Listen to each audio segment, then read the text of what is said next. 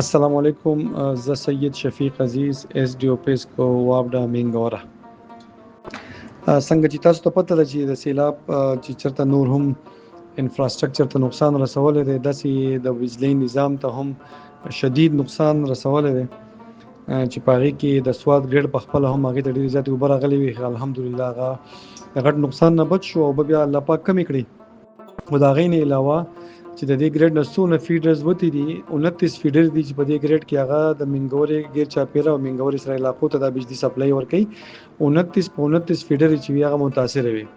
بیا زمونږ ټیم چې دي هغوی پرون موږ کار شروع کو او الحمدلله موږ په کوم سوات کې څومره زمونږ زیګونه دي دا فیډرز والا چې کوم سټاف دی هغوی په خپل علاقو کې کار شروع کو او موږ الحمدلله په 29 فیډرز کې بیګا چې دي هغې نه نیم نه زیاتې فیډر چې دي په هغې کې فضاګټ، منګوره 4، شاهدره، منګوره 1، سیدو بابا، سیدو شریف، قمبر، اوډیګرام، ګوګدره، منګلور، بره بانډۍ، قلاګې، ډیرۍ، دردیال، دیولۍ او سینور داسې فیډرې چې دا موږ بیګا چالو کړي او هغې ته بجلي چې ده بحال شوه بیګا الحمدلله. او کمې فیډرې چې پاتې شو بیا په هغې باندې سهار نه کار شروع شو. خو دا هغه فیډرې پاتې دي چې په هغې باندې ډېر زیات شدید د نقصاناتو هغه پیمانه چې دا ډېره زیاته هیوي ده. د هغې په وجه باندې دا فیډر چې دي دا بند دي چې په هغې کې اجرنګ فیډر دی، په هغې کې سنګر فیډر دی، په هغې کې ګلکده فیډر دی، په هغې کې حاجي بابا فیډر دی، په هغې کې مرغزار فیډر دی، په هغې کې تختبند فیډر دی. دا کم فیډر نومونه چې ما واخیستل دا داسې فیډر دي چې د هغې سپلایي چې د هغه 2-3 ورځې مزید اندېشه ده چې دا والي.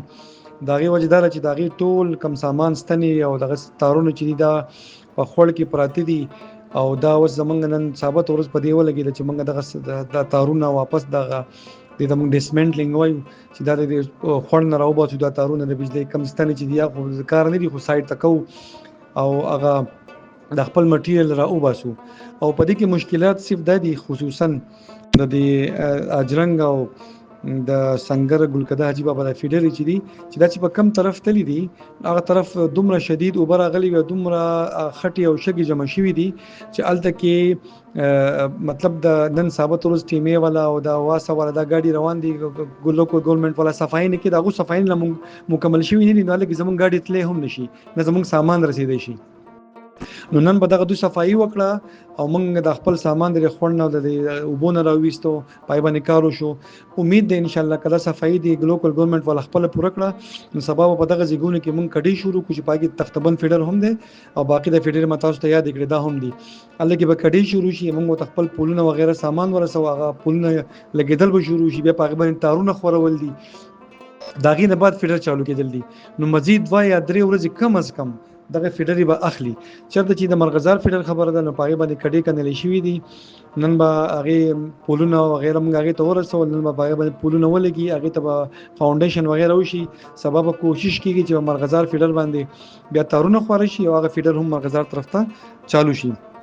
په دې کې بعضې فیډر داسې دي چې په هغې کې لږ کارونه پاتې دي او امید ده انشاءالله هغه ماښام ته موږ چالو کړو چې په هغې کې کانجي فیډر دی، کبل فیډر دی، منګوره 2 فیډر دی او د تختبند فیډر صحیح سه دا لږ پاتې دي. نو دا به انشاءالله تعالی ماښام ته کوشش کوو چې د باقي صحیح پاتې دي دا د هغې نه چالو کړو.